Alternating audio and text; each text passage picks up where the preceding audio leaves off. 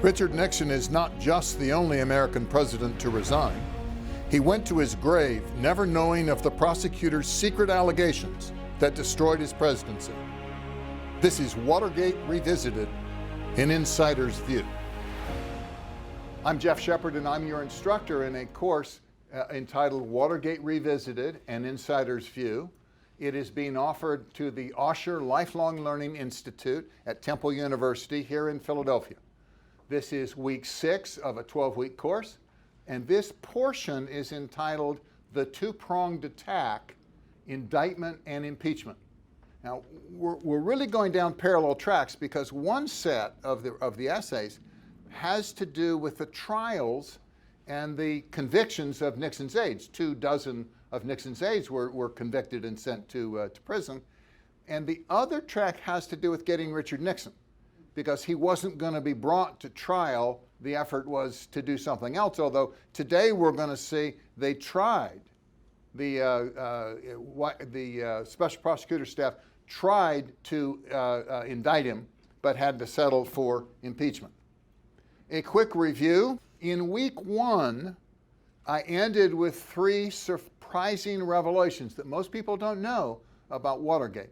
And the first is that the judges and the prosecutors were meeting secretly.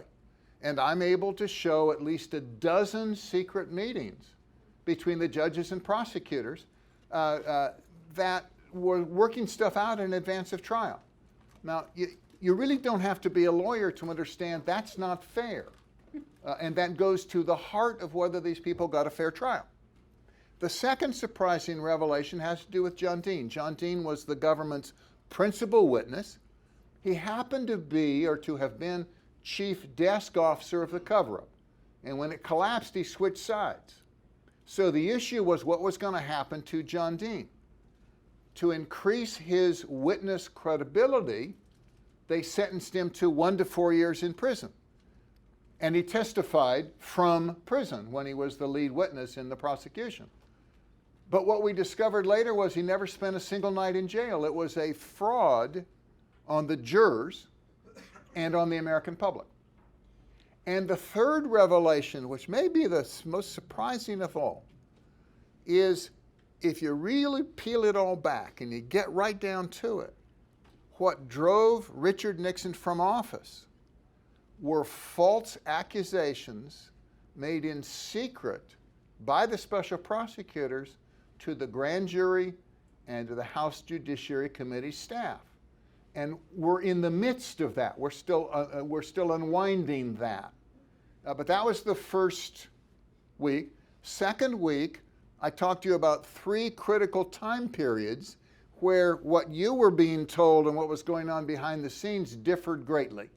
And the first time period was the aftermath of the burglary. They were arrested red-handed, and the group slipped right into the cover-up. So there's no question there was a real crime, there was a real cover-up, but what the players were and why is critical to understand. Second time period was leading up to and the immediate aftermath of the collapse of the cover-up. It didn't occur instantaneously. There was pressure building, and then it crumbled. And there was a scramble for immunity. And that's a time period you need to understand. Now, we covered the first time period in week 3. We covered the second time period in week 4. And we're going to cover the third time period, the Richard Nixon's dramatic demise, in week 8. You have to behave, and we'll get there. But we're going to do 3 little deviations before we get to that. The first one was week 5 when we talked about restaffing and the effect of 100% turnover on Nixon's defense team and on the prosecution when the career prosecutors were let go, removed from the case, and specially recruited, highly politicized Democrats were brought in who had senior positions in Jack Kennedy and Lyndon Johnson's Department of Justice. So what you had, and we explored this 2 weeks ago, you had a constitutional inversion. The very people, the political appointees who had been removed from office by vote of the people in 1968 that elected Richard Nixon were suddenly back in control of the prosecution and the investigatory functions of the Department of Justice. And very nicely, we laid the blame on that to Elliot Richardson, the great folk hero who decided he didn't want to, he might agree to become Nixon's Attorney General in his hour of need, but really didn't want any part of it and gave the whole store away. And the half that he gave away that we didn't explore was the authority to investigate and prosecute Democrats. So we not only had a single-minded focus on Republicans, and we'll develop this, but the rest of the Department of Justice and the White House couldn't say, well, why don't we investigate their side? Why don't we see what they were doing? Because that was also part of the special prosecutor's jurisdiction, and he chose not to investigate. But when you go through the files and you ask to see stuff, there's nothing there because they didn't deem that worthy. So you had full tilt on one side, nothing on the other. Today's focus is on prosecutors' efforts to get Richard Nixon. And you remember, I got you that memo from Jaworski that he sent to his deputy that said, you know, the problem here is there's this drumbeat that we've got to get to Richard Nixon at all costs. Those were his words. So that brings you up to date. We now, meanwhile, back at the ranch, we rejoin the unfolding of the scandal with the Saturday Night Massacre. We covered it, but we need to review it to get a running start of what we're doing. Remember, the D.C. Circuit said, please don't make us decide. Work out a compromise. And Archie Cox submitted a 6-page memo saying, why don't we deal with third-party authentication?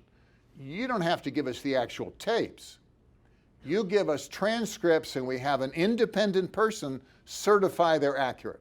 And then you win on principle, we get the transcripts.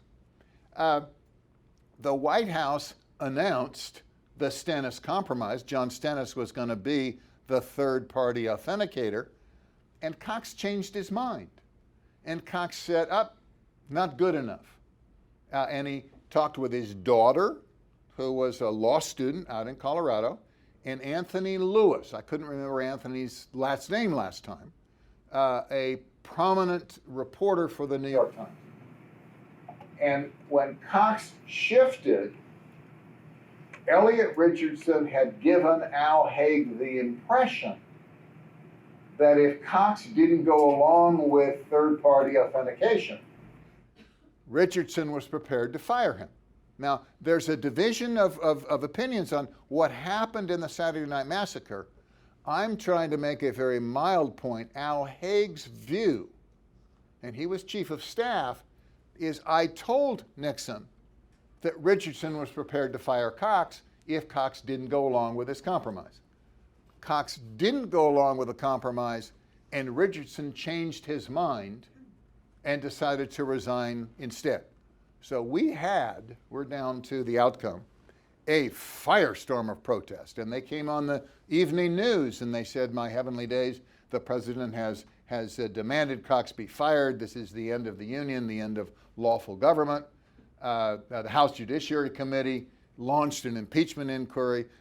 The White House capitulated. The pressure was so much, they said, forget that. We'll give you the 9 tapes. We let the time to appeal to the Supreme Court go by because we were going with the Stennis Compromise. When that collapsed, we went into court and said, we'll give you the 9 tapes. Well, then it turned out 2 of the subpoenaed tape recordings didn't exist. They were never made. President Nixon was on a phone that wasn't bugged in the residence, and there was a meeting over the weekend and the tape ran out. And then it turned out there was a 3rd tape that had an 18-minute gap, which really brought the place down. So Judge Sirica instituted what's called an evidentiary hearing to explore the tapes. And it went on for 78 days with the judge acting as the Grand Inquisitor and just ripping the members of the White House staff up one side and down the other. Remember the Rosemary Stretch. They also just took the Secret Service apart for not handling the tapes carefully enough, for not having them have duplication, for having areas of the White House that weren't taped, because everybody wanted these tapes. They thought the tapes would supply the true answers. So for 78 days, they ripped the integrity of the tape system. And this matters because in about a year, when they want to introduce the tapes as evidence, they have to show that these are valid tapes and nobody has fooled with them. And they've spent 78 days proving the opposite, but nobody cares because we've got to get them in because whatever came through is helpful to the prosecution. This is the same thing that happened with Archibald Cox when he first became special prosecutor. His first effort was to try to shut down the Ervin Committee. He said, you can't do this. You can't have a legislative trial where people are made to appear and there's no case presented against them. There's no cross-examination. There's no witnesses against them under oath. You will foul up the jury pool. And you may have a ball up there with the legislative hearings, but you won't be able to prosecute because you will have corrupted the jury pool. He was not persuasive. Judge Sirica wanted the Senate to go forward. And then there's a memo in the files that say, you know, this isn't bad. We'll get 2 bites at the apple. We'll have this occur, and then we can come forward with a trial. And of course, Judge Sirica found at trial that the jury wasn't polluted at all. And we'll get to that in a few minutes. Okay? So the final thing, poor Al Haig, having misled Nixon, sincerely or not, doesn't matter.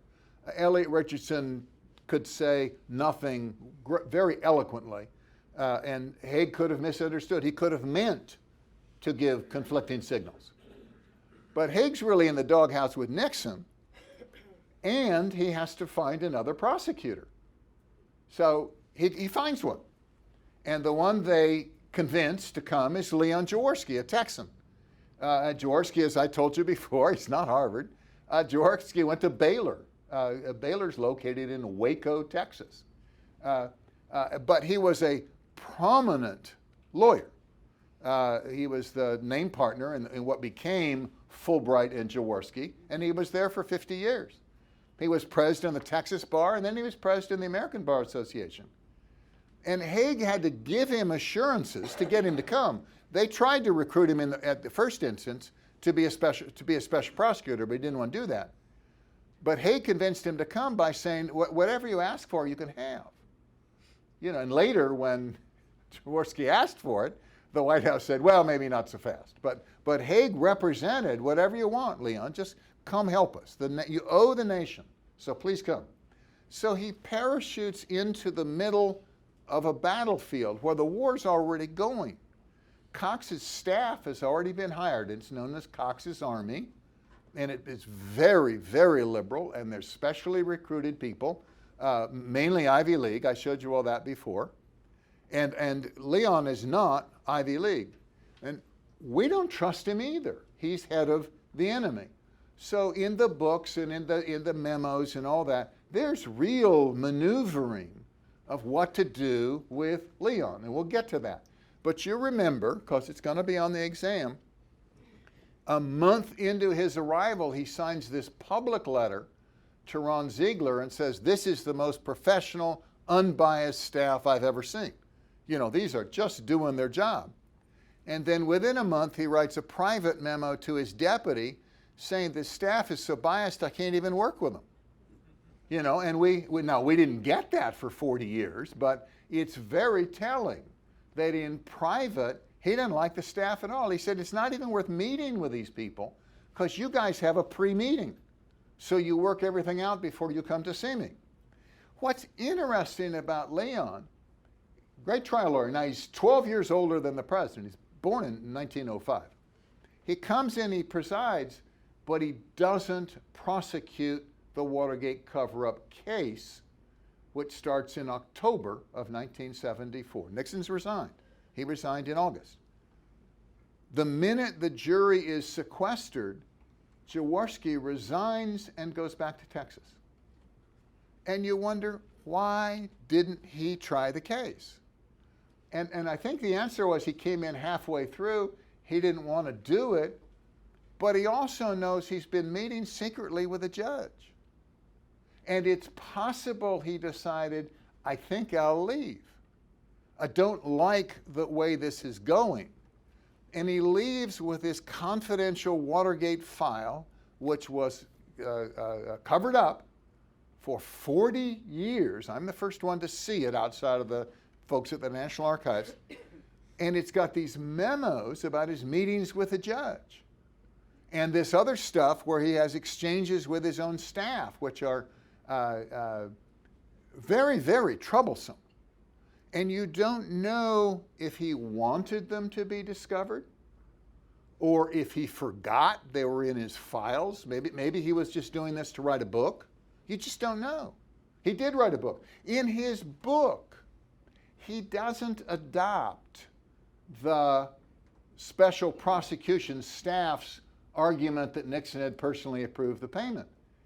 He says what turned me against Nixon was Nixon told his staff that they could tell the grand jury they didn't remember, so they didn't need to get in trouble. Imagine a president saying that to his staff. He should have been impeached for that. But he doesn't go into the stuff the other prosecutors went into. And you know, it's one of these mysteries. You just don't know. Leon passed away in 1982. This is a picture of Jaworski in the middle, and he's flanked by, on the left, Phil Lacavara, and on the right, Rick Benvenisti, and they're in white suits. You can tell they didn't go to Harvard. I mean, they're just white suits. They went to Columbia, okay? And they'll come up because they are two of the top prosecutors.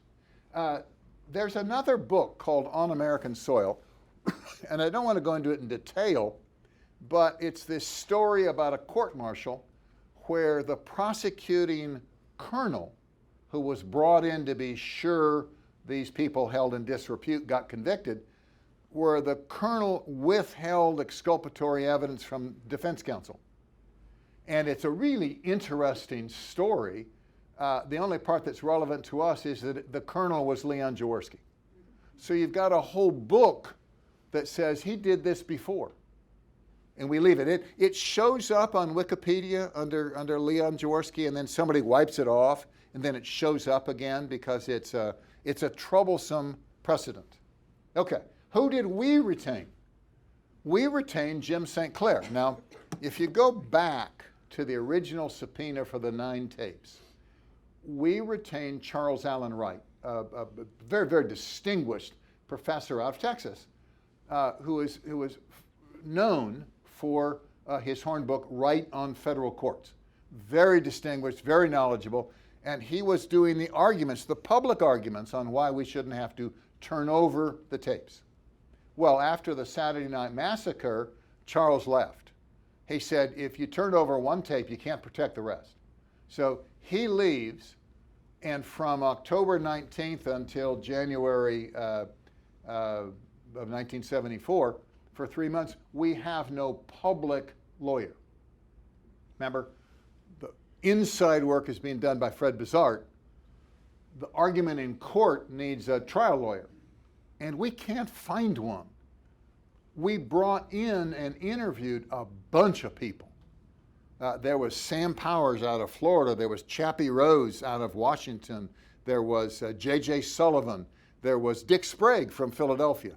A whole bunch of lawyers, and we could just not connect. They would talk with Nixon, or Nixon wouldn't talk with them. He was a very difficult client until we got Jim St. Clair. And Jim St. Clair was a godsend. He went to college in Illinois, but he graduated from Harvard Law School. He assisted Joe Welch in the Army McCarthy hearings. He was a senior partner of Hale and Dorr in Boston for 40 years. Hale and Dorr is renowned as a trial firm. Most big firms don't want to go to trial. It's very expensive. You might make mistakes. It's very time-consuming. Hale and Dorr relished it. And Jim St. Clair was one of their top litigators. He taught trial practice at Harvard for 25 years. My roommate took his courses, and he'd come back. I didn't want to be a trial lawyer. I wanted to be a corporate lawyer, but Tom wanted to be a trial lawyer. And he said, there's two professors. There's a guy named Fasher, and Fasher would teach loopholes and rules of evidence, and we're going to keep this out, and here's how we're going to do it, and minutia on strategy. But St. Clair had an entirely different approach. Made it fun to have both of them doing the course. St. Clair said, listen, you've got to get the jury or the judge on your side. If they believe in you, they'll find things your way. So he was all about the equities of the situation, and he was really good. Now, you remember I told you I had the thrill of going to call on Acting Attorney General Bob Bork after the Saturday Night Massacre, begging for lawyers, because we didn't have any lawyers. And he was not friendly, perhaps understandably. But he let us post requests for volunteers. And we got about a dozen or 15 lawyers from the Department of Justice who said they'd like to come to the White House and help Nixon. And they did. We hired every single one who volunteered. And Jim whipped him into shape. But you have to remember, Jim St. Clair is used to big firm litigation where you got all kinds of associates doing the grunt work. You pick up the folder and you do the public work.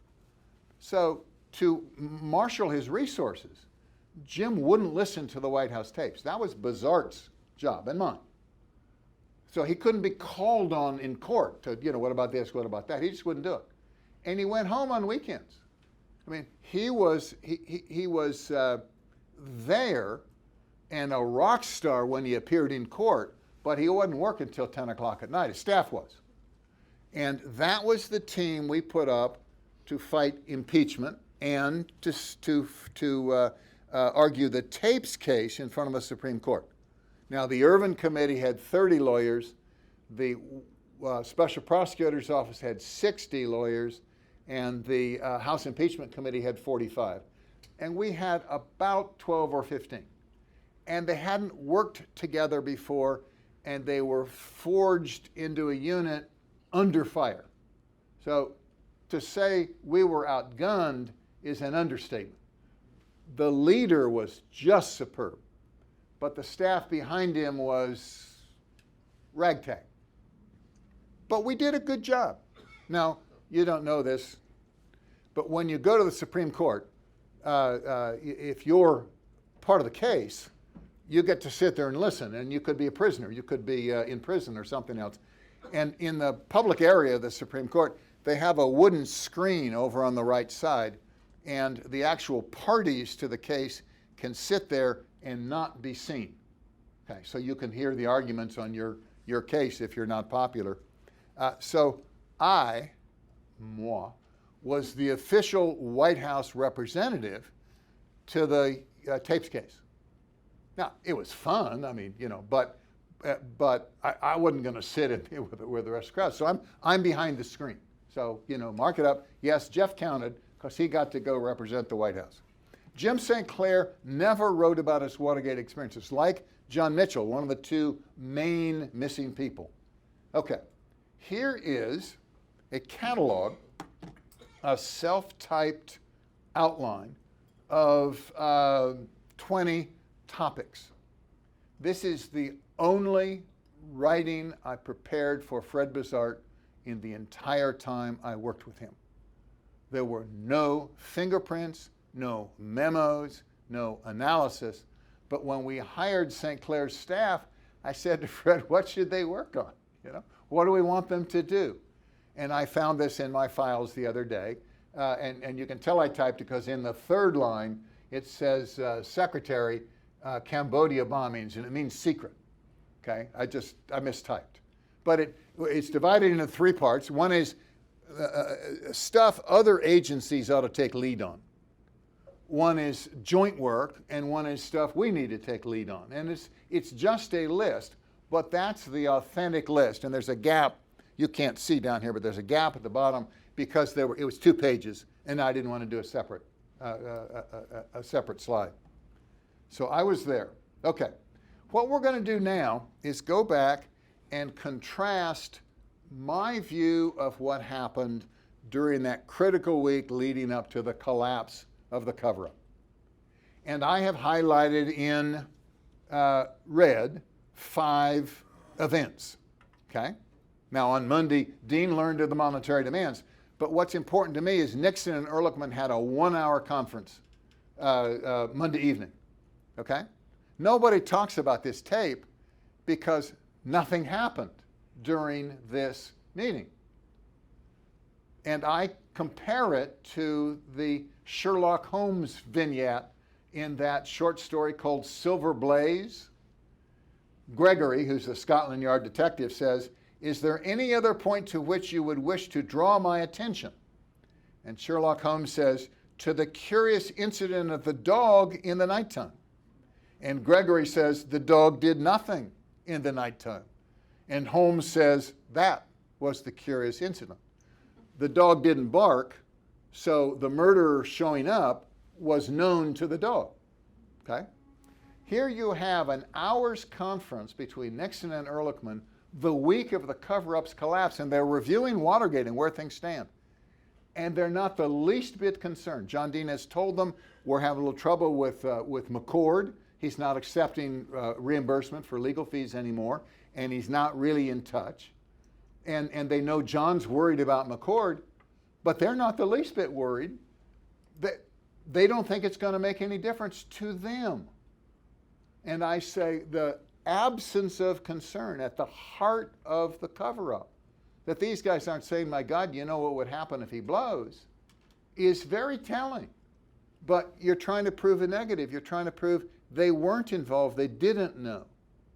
And this tape helps make that case. Then John Dean goes in on Wednesday, and he says, remember the day before, Dick Moore, an older lawyer, says to Dean, "Have you told the president what's going on?" And Dean says, "No, I haven't. I've been keeping it from him." You know, plausible deniability. And Moore says, "You better tell him what's been happening." So he goes in that morning, Wednesday morning, and he says, you know, there's a cancer in the presidency. There's been a cover-up. People have perjured themselves.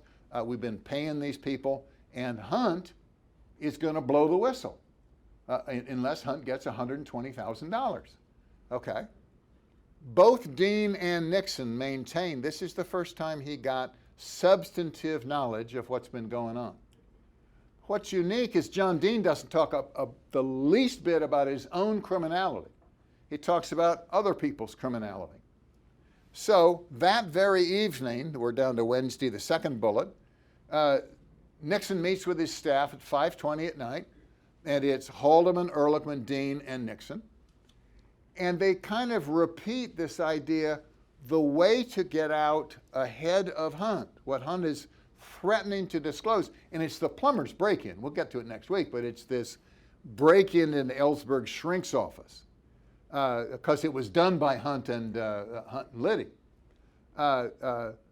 Even in the morning meeting with Dean, the president is saying, maybe we should pay. It's a meeting goes on for an hour and a half, and they explore every avenue. Maybe we should pay. Maybe that will enable us to buy time to get out ahead of the story.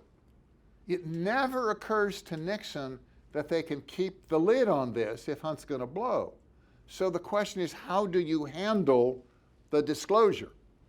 And Dean, of course, doesn't want any disclosure because the disclosure is going to show his criminality.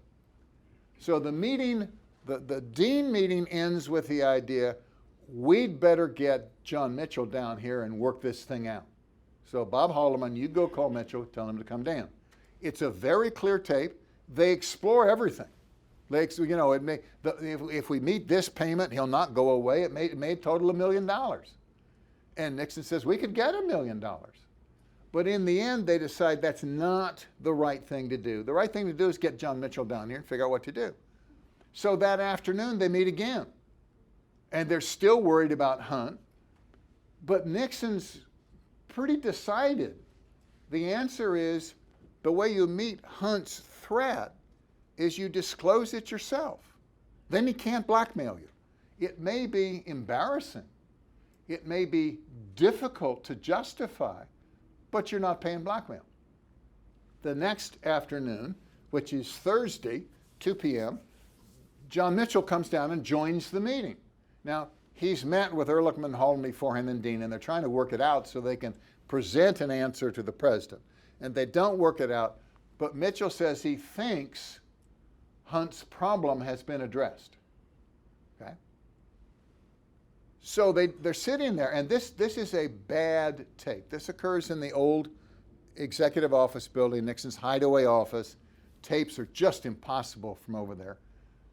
But they're talking about what to do, and where they come out is Nixon says, well, look, we'll get a report from John Dean. He's the one who told me all this stuff's been going on. Get him to give me a report, and I will use the report as the basis to call for a new investigation.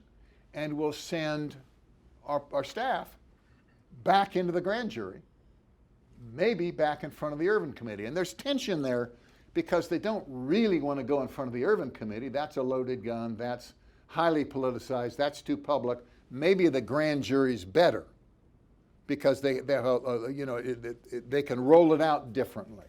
But John Dean, amazingly in this meeting, says, well, maybe you should give some people immunity. And you could give me immunity, and I could go to the Hill, and I could explain, we're going to tell you everything, but I got to be protected to do that. And they can't figure out why John Dean keeps bringing up this idea that some people need to get immunity. And it's because John wants immunity. So you got the other people are struggling to figure out how to disclose this. John's figuring out how to cover his tail. But he agrees to go to Camp David to write the report. The McCord letter is released on Friday. He says there's been a cover-up, there's been payoffs, and the news from the McCord letter is quite something, and it panics Jeb Magruder, it panics John Dean, and he decides he can't write the report without incriminating himself, so he retains criminal defense counsel and switches sides. But from my point of view, Nixon reacts responsibly. He learns for the first time on Wednesday, we got a hell of a problem. He explores everything. He tells his staff the way we get out ahead of this. And the next day, they tell Mitchell, we're going to have to get out ahead of this. That's telling his best friend he's going to have to walk the plank because they're convinced Mitchell is guilty as hell. Now, you can prove anything with those tapes. You could go through and say, no, you're wrong. They did this, they did that, they did this. But I can back up, line by line, my point of view. That's not theirs. We'll go to theirs. They discover, toward the end of December, they get this tape on December 11th, the tape of March 21st, the cancer on the presidency meeting, an hour and a half. And then they discover, right at the end of the year, that the last payment to Hunt was made at 10 o'clock that night, Wednesday night. So the 10:30 meeting occurs with Dean. We're being blackmailed. You're going to have to make some tough decisions. You don't know what's been going on. That meeting ends at noon. Hunt receives his final payment at 10 o'clock that night. So they have a 10-hour window. And what is so interesting is if they can get it to happen their way, then Nixon will have personally approved the payment of blackmail to Howard Hunt. And we will nail this guy. And they want it so badly to be true, they deem it to be true. Okay? They're books. There's two books that really count. Jaworski's book and this book by the two prosecutors called Stonewall, which is Rick Benveniste, who's the deputy head of the Watergate Task Force, and George Frampton, who does all the analysis of the Nixon tapes. And they have different. Now, Jaworski is just beside himself when he hears the tape, but he says it's because Nixon said you can just tell him you don't remember. Whereas the other guys say, no, the president considered He may not have decided in that meeting, but he seriously considered paying blackmail. And then they just get so excited they can't stand it when they discover they can prove the payment occurred that very night. Okay? And the way they do it, LaRue can't remember. He doesn't, and Mitchell can't remember when he talked to LaRue. But he had a party in his apartment. The fireplace backed up and smoked, and everybody remembers the night the fireplace smoked. They had a guest from out of town. So they could prove backwards that that was the night that the payment was made. And they're just so excited they can't stand it because they can nail the president personally. So it's detailed in this book, in chapter 10, that's entitled Le Grand Fromage, the big cheese. They established the date of the payment, and they got a 10-hour window. And then they redraft this prosecutive memo to point this out and nail Nixon. And I'm just going to go through it, but we got lots of slides to do. They eagerly seek Nixon's indictment at first, because, the guy's just a crook. He's out and out crook. And they're thwarted. So they settle on getting the grand jury information that they've developed up to the Hill so he can be impeached. And then, you recall, Nixon resigned. Well, look down at number 4 and 5. The minute Nixon resigns, they're back on indicting him. And there's all kinds of memos about, with justice demands. We got to get this guy. It's not enough that he's resigned in disgrace. We got to get him.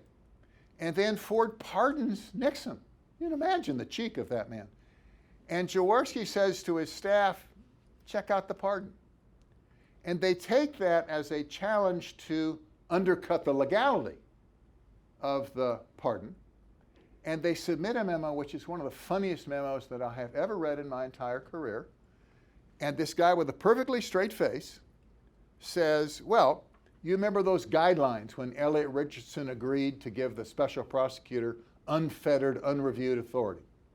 Well, we can presume that those guidelines, that Richardson agreed to them with permission of the White House, therefore binding the president. And the president never saw the stuff. And since Ford stepped into the president's shoes, he too is bound by the guidelines that were worked out with Elliot Richardson.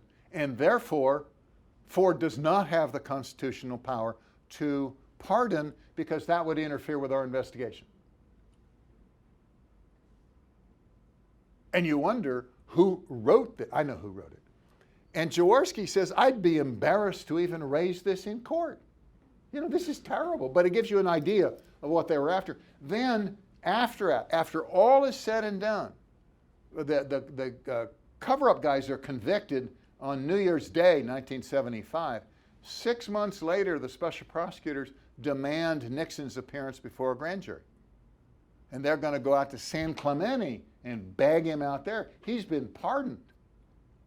But if they bring him back in front of the grand jury, he either has to sell out his colleagues, because they'll ask him about him, or he'll perjure himself anew, and we can prosecute him for perjury. And this is called in prosecutorial approaches, called a perjury trap. We can't get you for child abuse because it occurred too long ago, but we'll trap you in front of the grand jury, and then we can get you for perjury. So that's what they were about. But let's go through this. First, we remind you of the Fifth Amendment. We do have rights, developed right here in Philadelphia. Okay? No person shall be held to answer for a capital or otherwise infamous crime unless on a presentment or indictment of a grand jury. And then it read down at the bottom that you won't be deprived of life, liberty, or property without due process of law. But we're going to focus up on the top because this strange word appears, presentment. What on earth is a presentment? And they just don't know, but the geniuses working for the special prosecutor say, that's a report. We can have the grand jury issue a report. So that's what they did. First, they went to the grand jury and they said, we can show you that Nixon personally approved the payment of blackmail. And there's this grand juror, George Gross, who said to the press that there was a straw vote taken on whether to indict Nixon, and it was 19-0. There were only 18 people in the room, but some guy raised 2 hands.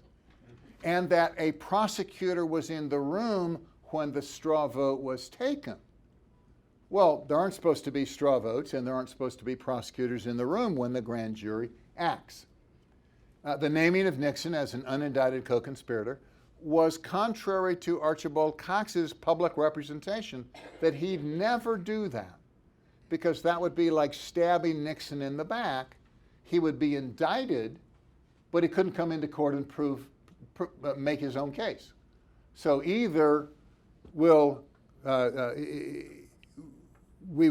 not name him an unindicted co-conspirator.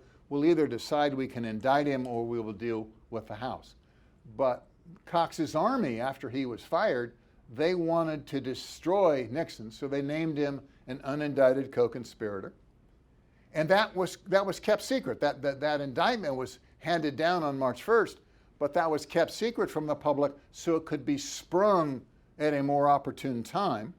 And the revelation of the grand jury's action was just devastating to Nixon's standing with the public, because the implication was the grand jury knows lots of stuff we don't know, and they've concluded he's guilty as hell. What's the next question? And then they hit upon this idea of the roadmap. And they made that same accusation in secret to the House Judiciary staff over the months of May, June, and July. And there's this letter of June 28th, and we'll show it to you in just a minute. It was subterfuge. That was the one where they redo the prosecutive memo. John Doerr hears about it, demands it. Oh, don't subpoena it, that would be wrong, but we'll let you come see it if you don't subpoena it, so they could show it to him in private. And we have a beautiful quote about that. But here's what's key. And before this stuff comes in backwards. When it came to the court case, the cover-up trial, because it occurs after Nixon has resigned. When it came to the court case, and their witnesses were under oath subject to cross-examination, they couldn't prove their accusation. In fact, they proved the opposite. And it's down here at the bottom, okay? Haldeman Mitchell, of course, denied. Remember what has to happen. The meeting with Dean ends. Nixon tells Haldeman, call Mitchell and make the payment. Haldeman calls Mitchell. Mitchell calls LaRue. LaRue's the paymaster. LaRue makes the payment. Those 5 events have to occur in the 10-hour window. Now, Haldeman and Mitchell deny this occurred. Well, they're felons anyway. Who wants to believe them? Their key witness is Fred LaRue. And LaRue testified that he had called Mitchell seeking permission to make this payment, not the reverse. Mitchell didn't call him. He called Mitchell, and he asked Mitchell's permission. Mitchell didn't tell him, listen, fella, make the payment. He was seeking his permission. And that call had occurred in the morning before the meeting with Nixon ended, not in the afternoon. So the order couldn't have come from Nixon. And the amount of the payment was reduced. The only number Nixon hears, because the tape's very clear, is $120,000. But LaRue only paid $70. And he only asked Mitchell's permission to pay $70. And Mitchell said, well, what's it for? He said, it's for legal fees. Now, Hunt's demand was, I got legal fees of $70, but I'm going to be led away in chains on Friday. I want $50,000 to take care of my family because you guys are slow pay. That was the blackmail part. Wasn't the legal fees that were what was blackmail. It was the $50,000 of walking around money. LaRue testified he took it upon himself to eliminate that. Well, I got to tell you, if Nixon had said, pay the guy, and the only number Nixon had heard, or Haldeman, was 120, nobody, not Haldeman, not Mitchell, and certainly not LaRue, would have reduced the amount. But these are inconvenient facts because they get in the way of the theory of getting Nixon. Okay. So this is a quote from this book. Now, what's important about this book is it's written by the two guys who are really in charge of the Watergate task force. So this is the prosecutor's book about the cover-up, okay? Before the task force, prosecutors tried to open a dialogue with Jaworski about the alternatives available in proceeding against Nixon. We wanted to have a concise, factual account of our case. In late January, Frampton hurried to complete a project begun several weeks earlier, a 128-page prosecutive memo summarizing and analyzing all the evidence against Nixon. We knew it would show the evidence of Nixon's criminal conduct would be overwhelming, and that failure to take action couldn't be justified for want of a strong enough case. And then it goes into what they focused on. Delivered in early February, it stressed the president's role in the cover-up in March and April. It dwelt primarily on the events surrounding the final payment of hush money to Howard Hunt, the meetings of March 21st and 22nd, and the president's joint effort with aides to form a new strategy, okay? So this is, what I've given you is a quote from the prosecutor's book confirming my telling you this is where the battle was. The focus was on March 21st and 22nd, what happened, and the payment that night. Now, this I happen to have. This is the original prosecutive memo that was revised, okay? And this was done, and in the opening line, it says, a substantial amount of the work on Watergate sections of this report was done by George Frampton, because that's Frampton's job. But there's some interesting revelations. I'll just read them very quickly. One of the president's strong points is Pat Gray calls and says, you know, there are people who aren't helping you, that are interfering with the FBI investigation. And Nixon says, press ahead with the investigation. He tells Pat, don't let them get in the way, go ahead. Their complaint is he didn't do more. He didn't call the Attorney General. He didn't ask Pat to tell him what was going on. He just said, Pat, keep following your investigation. And then you have a quote from Dick Kleindingst. Dick is Attorney General at the time. According to Kleindingst, the only contact between him and the president regarding Watergate was an early phone call when the president urged him to conduct a thorough and intensive investigation. They'll be bleating like mad that Nixon didn't take charge, that he didn't discuss this with the Attorney General. He was discussing it with his own lawyer, with John Dean. But they make a big thing, and yet you got two contacts. In the first memo that Nixon told the FBI guy, you proceed with the investigation, told Dick Kleindingst, his Attorney General, the same thing. And then there's some other things that are, we call admissions against interest. With respect to the one promise to which the president is directly tied, this is the clemency offer to Howard Hunt, the weight of the evidence contradicts Dean's testimony that an offer was in fact made. Without establishing the offer itself, no liability can be assigned to the president. Thus, Hunt, Bittman, Shapiro, Colson, Ehrlichman, and O'Brien, all of whom could corroborate Dean, in fact contradict him. And then the last one, affirmative attempts to continue and perpetuate the cover-up, if any, they're talking about Nixon, can only be established by John Dean's testimony, which in this instance is uncorroborated. So in the first memo, they're raising problems. Now, they don't have the tapes, so they're speculating that stuff had to occur in certain meetings, but these tapes show that didn't happen. So then you get to the second, and this is referred to. This is the 128-page prosecutive memo, and the first one lists 11 possible criminal acts the president could have been involved in: perjury and cover-up and authorizing the Ellsberg break-in and the IRS stuff. He goes through all that. But when they go to revise it, they focus only on one thing. And I'm quoting from page 4. In short, the later evidence of unlawful acts by the president conclusively demonstrates in any event that the president joined a conspiracy to obstruct justice and possibly to further other illegal acts no later than March 21st. So they've been fooling with saying, well, he knew about the break-in advance, he knew about the cover-up before.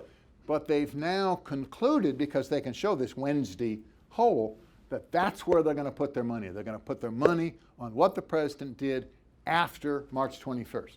Okay? I move on. This is the handwritten notes from Jim Vornberg. Remember, Jim is the self-appointed recorder for the report. He's Cox's first hire, he teaches criminal law at Harvard. And it's handwritten, but I've printed it out for you. The memo written by Carl Feldbaum recommending Nixon be indicted is a cause of frustration at the staff, because Jaworski told him he'd already reached an agreement with Sirica several weeks prior and without disclosure that Nixon would not be named. One problem is that some, and maybe most, of the staff agree with Feldbaum's memo. Carl Feldbaum is the top assistant to the deputy special prosecutor. Hank Ruth has done these memos saying we got to help the Hill. You know, they're foundering. We need to give them stuff. And Jaworski has written back and said, our job is to prosecute in the courts of law. I notice you never addressed the question of the statutory secrecy of grand jury information. You remember when the Court of Appeals gave us the tapes, it emphasized it was only for use by the grand jury. So don't give me this nonsense about going up to the Hill. And what he's saying here is Hank Ruth's top assistant circulates a memo saying the guy's guilty as hell, we ought to indict him. And Jaworski in the staff meeting says, well, that's nice, but you're wasting your time. I've already agreed with Sirica that he won't be indicted. And they're pissed, forgive the euphemism, they're upset, not that he was meeting with Sirica, hell, they all know that. It's that he reached this agreement without telling them. That's the thrust of the note. So what they do, they switch to what's going to be called the roadmap. What we're going to do, we're going to get this grand jury information up to the Congress. If that's our only way out of here, let's get on it. So they write a memo. This is written by Phil Lacavara on the right side in the white suit. And it's a memo to Leon Jaworski that says, we got this great idea, and we ought to send the material to the Hill, but it's so aggressive, it's so unique, that Sirica might reject it out of hand if we don't warn him in advance. So this, I'm quoting you, parts of the memo. This is a written 3-page memo recommending a secret meeting with the judge in advance of something he's going to have to rule on. If you agree, presentment, that's that word. Presentment in lieu of either indictment or non-action is the proper mode. There remains the procedure. The relative rarity, it's never been done in 200 years in the district. Relative rarity with which presentments are filed in federal courts makes it desirable to advise Sirica in advance. And then this is the rest of that paragraph. It would be most unfortunate, for example, for the grand jury to return a presentment without forewarning and then have the judge summarily refuse to receive it because of his lack of awareness of the basis for such a submission. If you agree, if the grand jury says they're inclined to do this, I mean, you know, the grand jury's going to do anything the prosecutors ask, they're inclined toward a presentment, we need to schedule a meeting with Sirica to appraise him of advance. I'm prepared to write a memo that we can give to him at such a meeting if he indicates an interest in receiving it. Well, I'm going to get my brief. We're going to get our brief into Sirica in secret before the White House even understands what we're up to. And then, at any such meeting, we should recommend that the presentment be received under seal with disclosure only of the fact the grand jury has made a submission. Well, what he's saying is it's not just a report for the first time. The Department of Justice has testified within the last 3 months that grand juries don't have the authority to issue a report. But there's always a special exception for Nixon. It's not just a report at the end of having examined something. This is a report in the middle of their examination, and it's not a report to the public calling attention to something. It's a sealed report that goes only to the House. So what did these guys do? the prosecutors in their secret meetings. Well, there's 3 key meetings on Nixon with Judge Sirica, and there's 2 with the House Judiciary Committee, and we have the memos. So we'll get to them because later on we're going to talk through the memos. But I want to do this one right now. And I had this great idea of passing this out in advance, but it didn't happen. So it's 2 pages. We're going to spend a few minutes. I have 5. We're going to spend a few minutes. And what it says, I'll just summarize it. It says, I met alone with Sirica, and Sirica said he really wanted to name himself to preside over the trial, but the indictments had to come soon. Now, Sirica's chief judge. He has the authority to name himself, but he's got to step down as chief judge when he turns 70 years of age, and that occurs on March 19th. So he's meeting about a month in advance saying, get the indictment out so I can name myself. The other half of the memo is Jaworski trying to convince him about this presentment idea. And Phil Locavaro is right. Sirica thinks they're nuts. And this is Jaworski's memo to the file, very carefully phrased, of how he maneuvers Sirica into at least accepting a memo saying he has the power to do this. And this memo is a quid pro quo. You want to preside over the trial? We control that because we can hurry the indictment. We want to send material to the grand jury material to the Hill, and we need your ruling to do that. Help us, we'll help you. Okay, we showed this before, and I couldn't read it, you remember, and that was because the top, this is Bob Woodward's typed notes from his interview of December 5th with Leon Jaworski, and the top that we looked at before was where Jaworski admits the secret meetings. He says there were a lot of one-on-one conversations that nobody knows about but him and the other party. He's begging Bob Woodward to ask him what on earth those were, and of course Bob doesn't. But the other half of this is the first page of the notes. The other half of the page is on Jaworski talking about their behind-the-scenes cooperation with the House Judiciary Committee. Most important focus in his view was working out an arrangement to get the material to the House Judiciary. This is especially crucial because of the decision not to invite Nixon. The House was very slow in getting started and would never have gotten off the ground without the information provided by the special prosecutor. And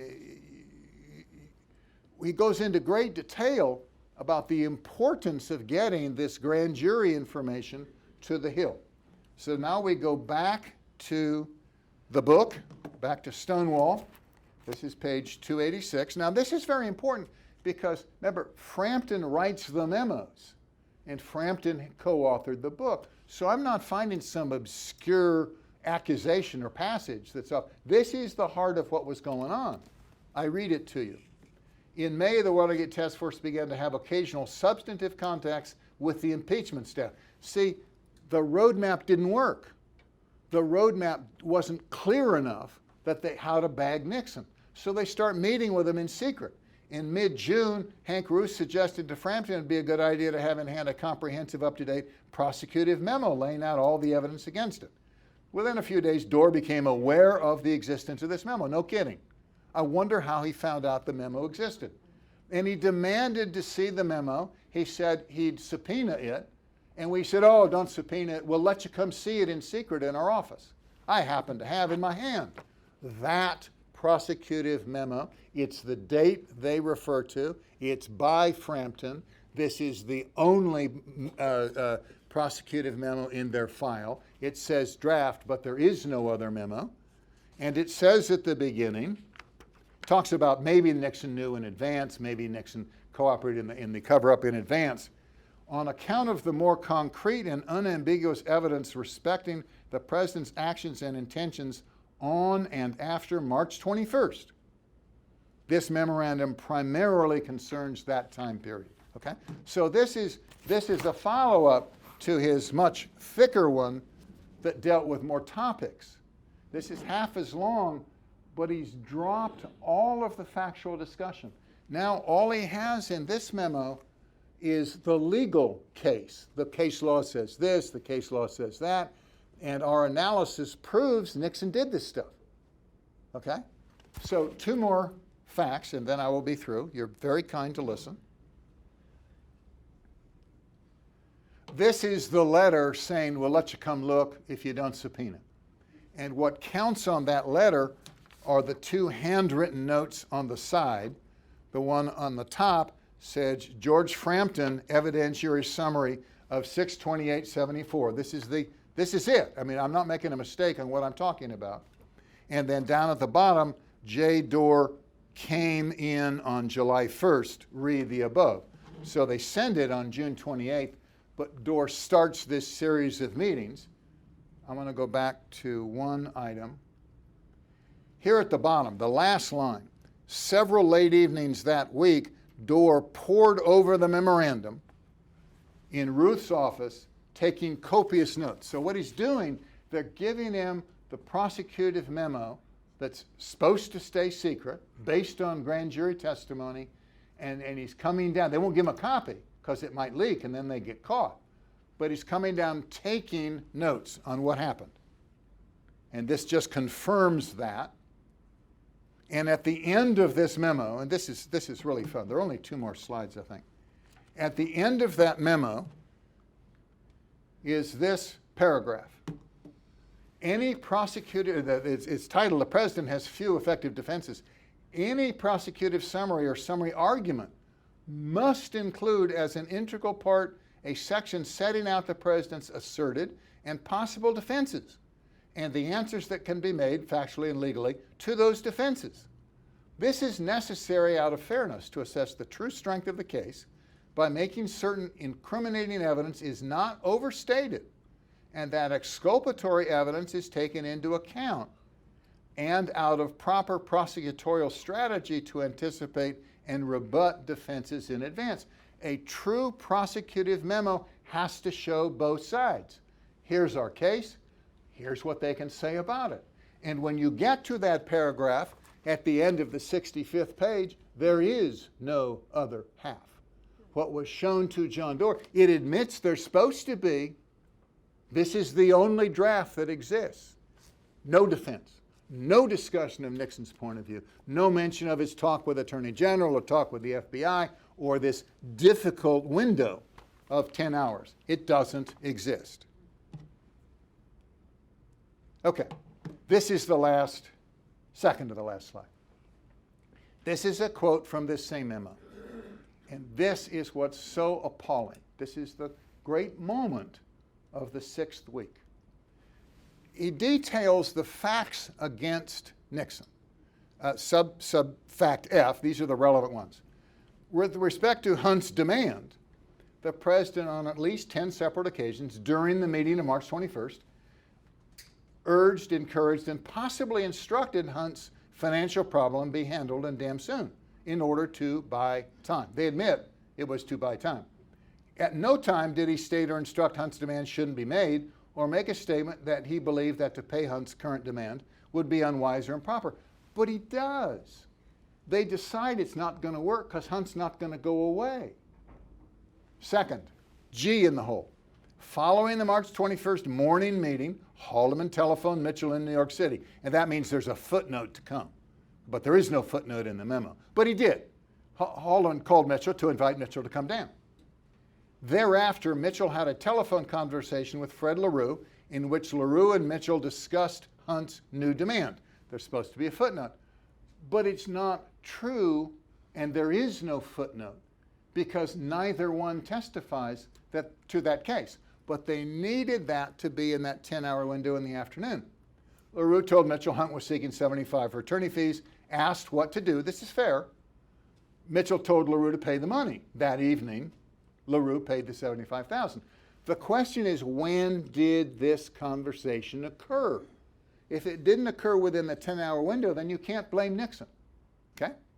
So we get down to their conclusion. This is page 16, 17 of this prosecutive memo. This is their strongest case against Richard Nixon.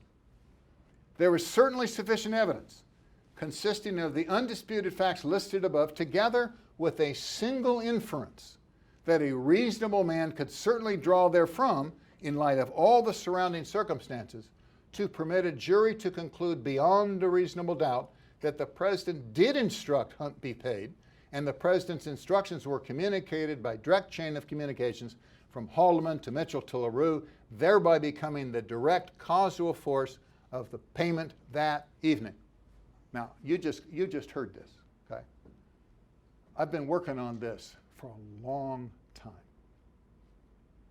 What he's saying, he's a Harvard lawyer. He's saying, if you are just willing to make this small assumption that Nixon ordered the payment, then you can find beyond a reasonable doubt that Nixon ordered the payment. I mean, think about that for a second. All I want you to do is assume he's guilty, and then you can find he's guilty. Worry about that at night. That was the case against Richard Nixon. Now, he goes on to say, even if he didn't instruct, in the course of that meeting, he didn't object, so his aides could have taken it as an indirect instruction. Even if no payment was made, we could still get him because they talked about it in front of him and he didn't immediately pick up the phone and call the Attorney General. Now, he's talking to his own lawyers.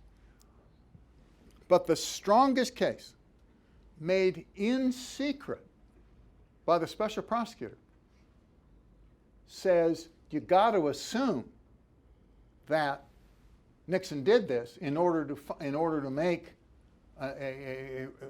a reasonable man to conclude. It's hard for me to underemphasize this. They can't make this accusation in public because they have no witness. Nobody then or now, 45 years later, has ever come forward and said that's what Nixon did. So how in a House hearing do you present this case? You can't. So you do it in secret.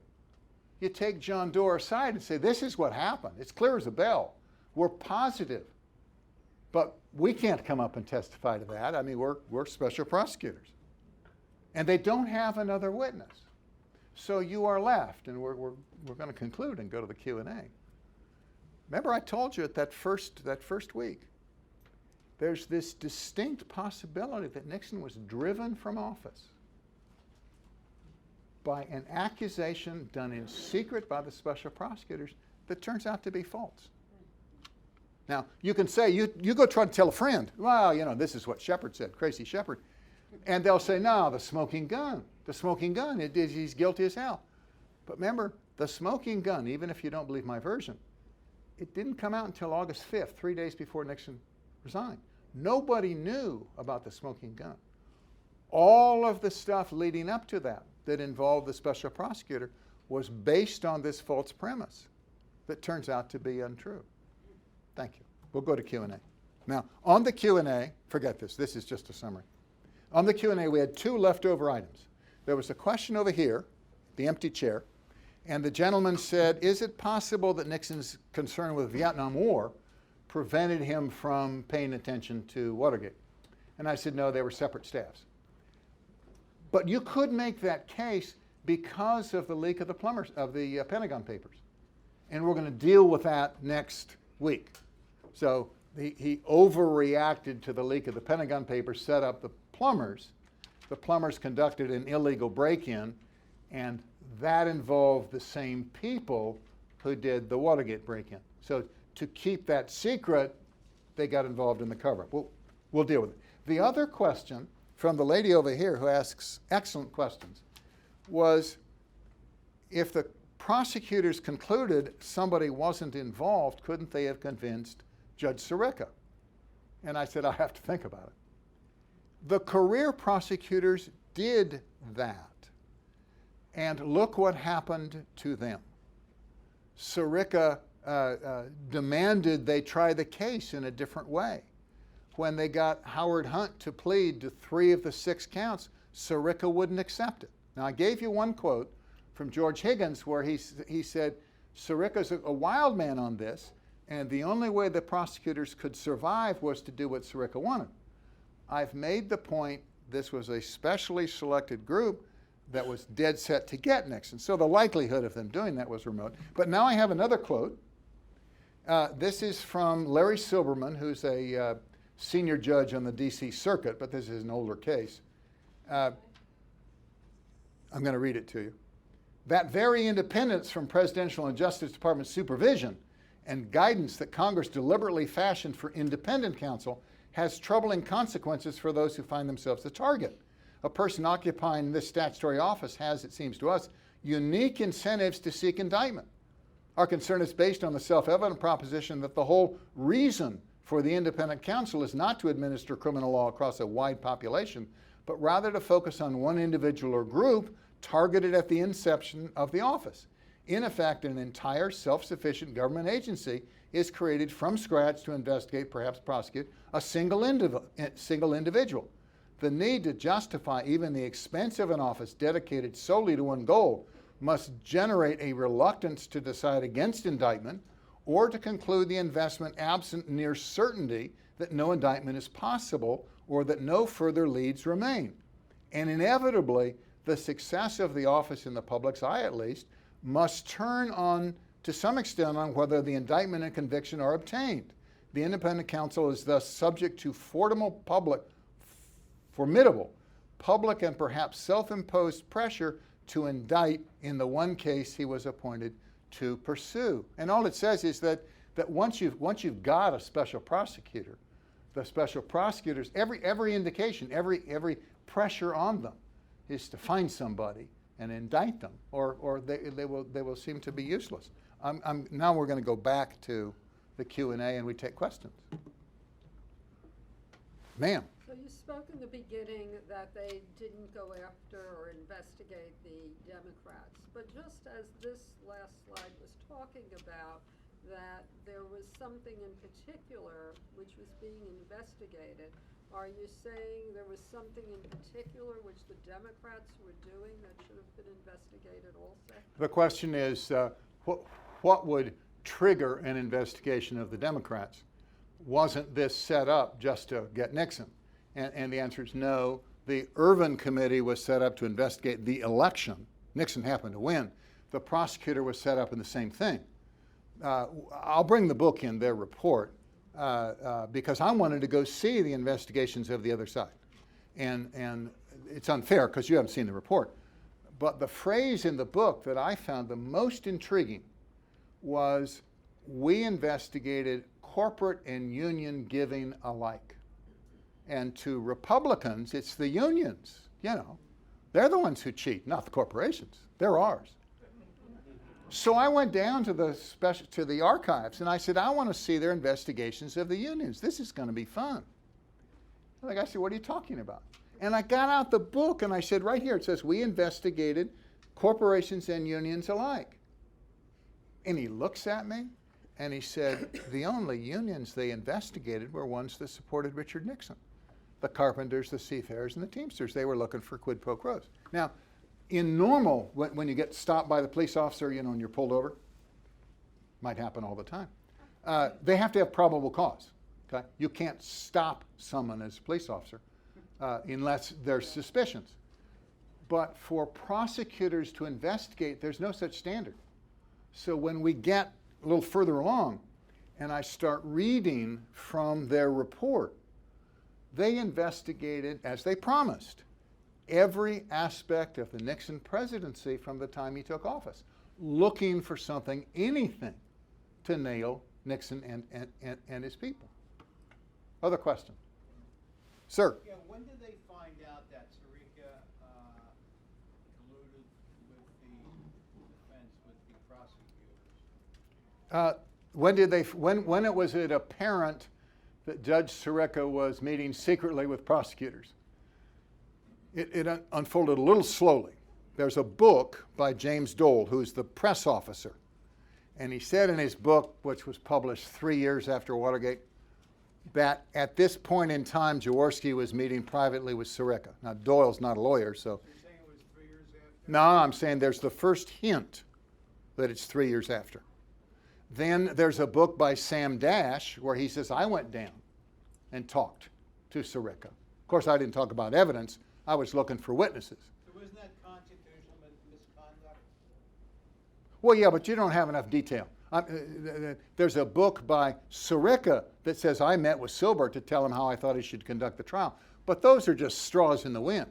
The real memos, the memos that you just cannot explain, cannot get around, were suppressed for 45 years.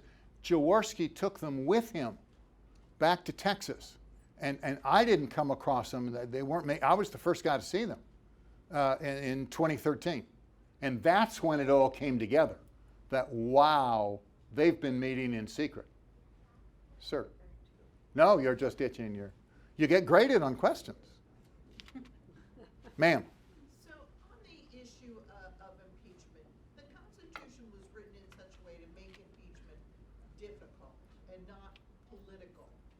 And yet, you know, as you're going through all of these memos and meetings and everything else, there's just so much political going on. How do you see us being able to overcome that?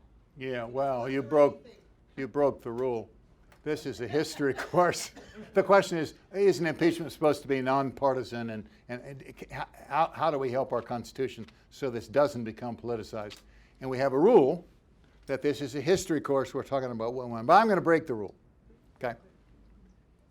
The real politicalization occurred in the prosecutor's office when they removed the career guys and brought in a special, highly partisan team. That's where you got to stop this.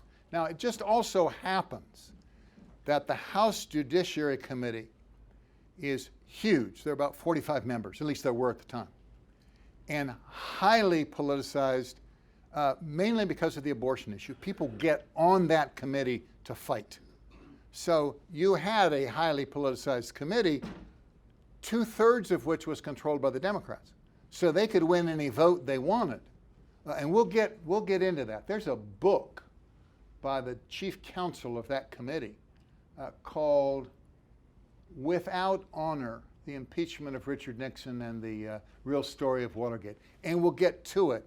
But it's very troublesome of what we're supposed to do to try to prevent this from happening in the first place. The only thing you can come out, and this is way up to the 12th lecture, the Founding Fathers, you know, right here in Philadelphia, man, what they were really worried about was concentration of power. And they put all these checks and balances.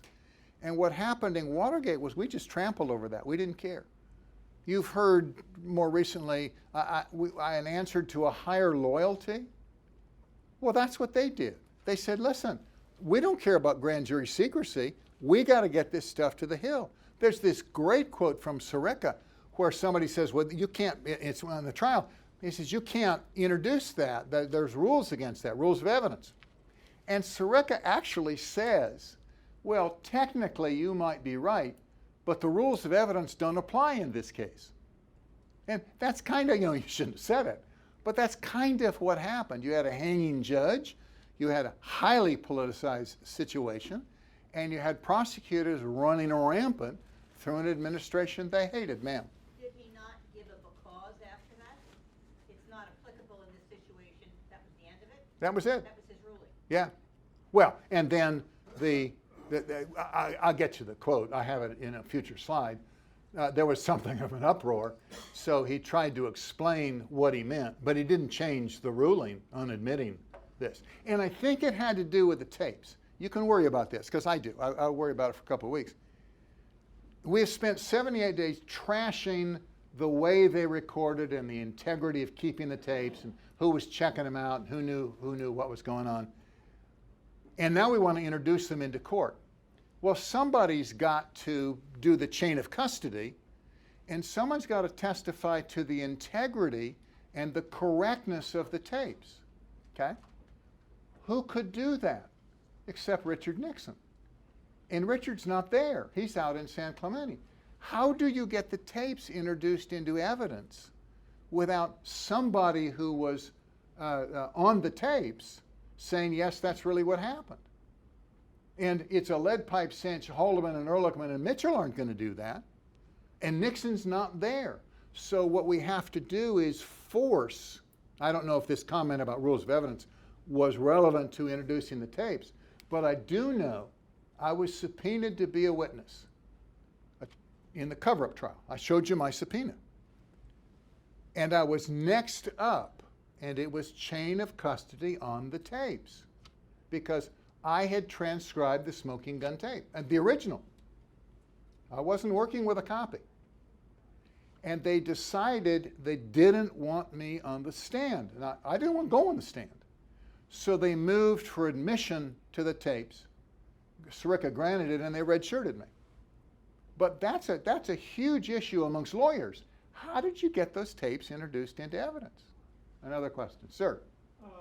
It's difficult to do what if, but it sounds as if you feel that had Nixon been indicted, he might have had an easier job beating the indictment in front of a jury, given the quality of the prosecutor's position on the meeting and the payment. Fair enough. I think the question is, would Nixon have stood a better chance with a real trial instead of being impeached? I'm conflicted. I think you can't indict a sitting president. I think it's true. Nixon never got a trial. Even if in front of the House, the prosecutors had been made to present witnesses to make their accusation in public, subject to cross-examination and being under oath, the accusation would have collapsed. If Nixon had known that the primary accusation against him was that he personally authorized the payment of blackmail, he would never have resigned. I mean, he knew that wasn't true. We didn't know the accusation was made. He went to his grave. Haldeman and Ehrlichman went to their graves, not knowing this stuff. It's very frustrating. But Nixon might have gotten a trial if Ford hadn't pardoned him. He was going to be indicted for sure. I think it would have killed him. You know, he was hounded and pursued by these Harvard guys. There's a great quote from his son-in-law, Edward Cox, who was a year or two behind me at Harvard. And he says to his father-in-law, "You don't know these guys. I went to school with them. They will pursue you to the grave." And I tell Eddie, "You were underestimating. They've pursued him after the grave. You know, that he died didn't do it." But you see, what's so intriguing is they're wrong. And there are people walking around today who know they are wrong and never said a word. They know they couldn't make their case in that trial, but they don't think anybody else knows. And here comes plodding shepherd, you know, audience by audience, document by document, tape recorded for the future. That nobody can refute those documents. Those documents are devastating. Another question. Sir. We conclude that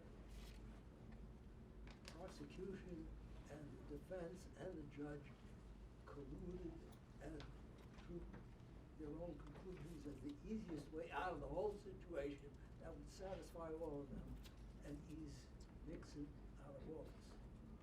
The question was there really collusion toward the end to everybody get together and let's get beyond this and just get Nixon out? And we'll talk about that, which is a good question. We will talk about that in Nixon's dramatic demise, week 8. Because to a large extent, that was Fred Bizart's answer when he heard that smoking gun tape. He misunderstood the tape. But his reaction, and I got a wonderful slide on this, because he got scared when he heard the tape and he wanted a witness to what he was telling Al Haig and the president. And I was the witness. So I'm sitting there in his office hearing one side of the conversation. Fred thought that tape was so bad, the smoking gun, that it should never see the light of day and Nixon should resign instead. Len Kolodny, who's an expert on Watergate, wasn't there, but he's written all kinds of stuff, lots of files. He believes Al Haig came over to be chief of staff with the intent of easing Nixon out. I don't agree, but Len has felt that way from the beginning because of these odd decisions made by Al Haig. We have 5 minutes, I think. Yes, sir. Why did Nixon just shut the tape machine off during these? Well, we have a lecture number 10, is called The Allure of the White House Tapes. And the brief answer is, while every president from Roosevelt forward taped, Nixon's was automatic. He didn't know it was on. And so, he wouldn't have known how to shut it off. Because it would only start up if the Secret Service said he was in the room. If he was off on the West Coast and you and I went into the Oval Office, the tape machine wouldn't start. Why didn't they just have dinner at a different place without a tape machine? He forgot. It was secret, top secret, never supposed to become public. They never played a single tape to review how this was working. It was his pension plan. It was solely to enable him to remind himself of specific facts in meetings he was already in when he was writing books in retirement. That was the purpose of the tape system. Because one of the guys, when they first moved in, they discovered Johnson's taping system, and they took it out. So for the first 2 years of his administration, there's no tapes. Then there's a guy down interviewing Lyndon, and Lyndon's writing his book, and they say, what is your disappointment? He says, I didn't keep good enough notes. I'm having a hell of a time writing this book because I can't remember. You really ought to have a tape system. So they come back and they put it in. It's put in February of '71. And it's automatic. I mean, I too think the tapes should have been destroyed. Now, the scholars will say, no other president has a tape machine like this. But it's just a fact of the case. We got a whole slide on why he didn't destroy the tapes. But it's fun to ponder. You've been very kind. I appreciate your coming. Next week is the plumbers. Thank you.